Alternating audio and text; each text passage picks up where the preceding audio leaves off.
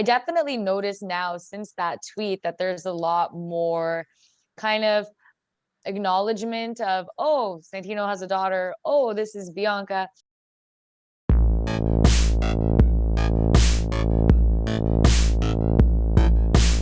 Firstly, I am hearing horror stories about Canada right now. I mean, there's a heat wave on, right? How hot is it out there?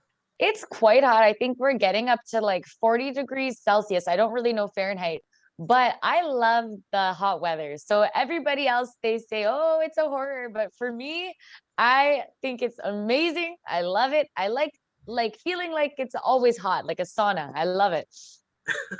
Fair enough. Okay. So I just interviewed the Bollywood boys and they had a very different perspective. They felt it Oh, was they did a little too hard. Yeah. a little too hot. Well, I mean, it is a little bit too hot, but for me, like I like to be really warm. It's crazy. Like when I sleep with like so many blankets. Even in the summer, I'll put so many blankets. Sometimes I put my heater on in the summertime. So I don't know. Maybe I'm just different. Okay, cool. So let's start right off the bat. I mean, the world came to know of you in a way when your father put that tweet out, and everybody was like, "Who's this person?" So, do you feel an additional sense of pressure after the whole world came to know who you are in one day? Um, I don't know about pressure because I always put a lot of pressure on myself kind of from the beginning. I definitely notice now since that tweet that there's a lot more kind of acknowledgement of, oh, Santino has a daughter. Oh, this is Bianca. And even still now there is more attention surrounding me as a wrestler. I still have a lot more training I want to do, a lot better that I want to get. I've had quite a few matches, but I would like to learn a lot more. So I guess there is an expectation now. I'm like, okay, my next match I have to be perfect because people, what if they see? So there's a little bit more pressure, but it's good. I'm one of those people, I like pressure.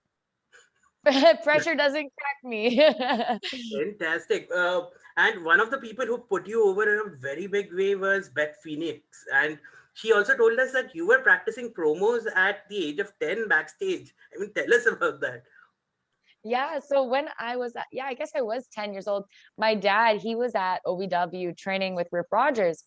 So I went to go visit him and watching the practices and how they're training, and we did some fun stuff too. We went to Six Flags, and um so one day the class, they were doing promos, and my dad asked me later at the end of the class, he goes, Bianca, do you want to do one? And I said, really, me? He goes, yeah, come on, do one. So it was the next day they were going to film it, and so I thought of what I was going to say, and I was a little bit nervous, but not really, because there was no pressure in this situation. It was just for fun. So I got in the ring, I cut my promo, and my dad always tells me people were amazed. People were amazed, like, this little girl just got in the ring and she cut a pretty good promo. What the heck?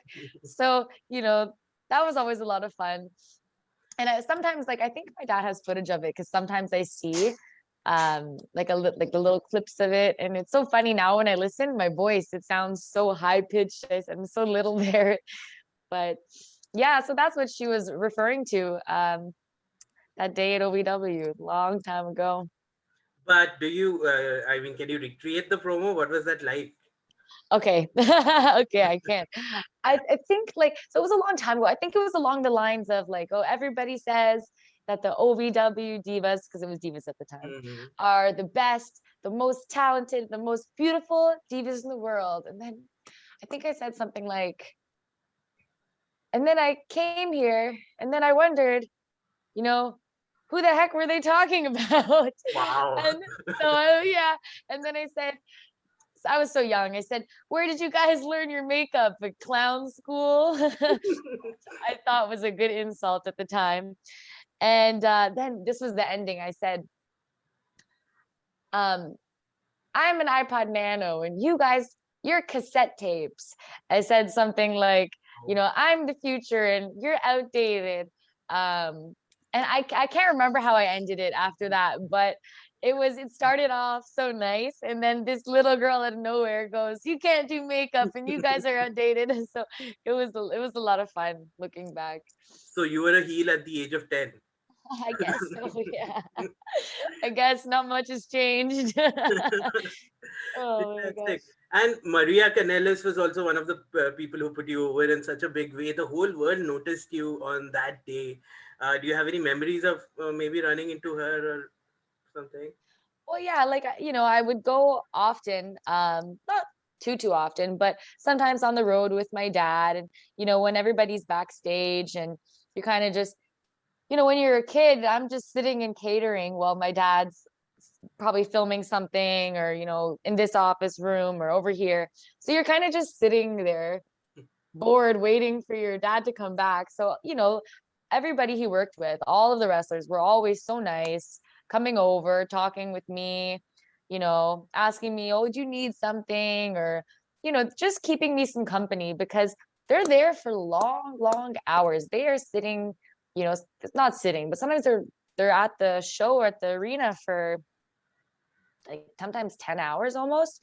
So it's a long day, so you have a lot of conversations with people. You get to meet a lot of people, and honestly everybody I've ever met that worked with my dad's been just a nice, awesome person. I don't think I have one bad experience with a single person. It's just a bunch of people who love what they do, and they're all like just fun, nice people. So I have like a lot of nice memories of a lot of people. And yeah, Maria, she's so sweet and so nice. And obviously she did a lot of stuff like with my dad. So same with Beth, like they both had like a Santino era to them. So obviously I got to kind of talk to them a little bit more. So yeah. Okay. That's it. Now, so you mentioned, clips of that surface online some time ago. Your father's clip of the Cobra must be, the one with the snake charmer thing and everything. That must be one of the most watched videos in the world.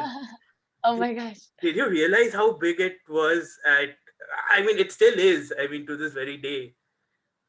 So at what point did you realize how famous this thing had become? Like that video specifically? That video specifically? Well, yeah, honestly, I have to say pretty recently, Okay. because I follow this Instagram page, and it posts all these funny videos. And then one day I was scrolling through my Instagram and I see the page that I like. And I'm like, "Oh my gosh." I'm like, "There's my dad." It's funny because the page wasn't actually a wrestling page. So of course, I'm used to seeing him on wrestling websites.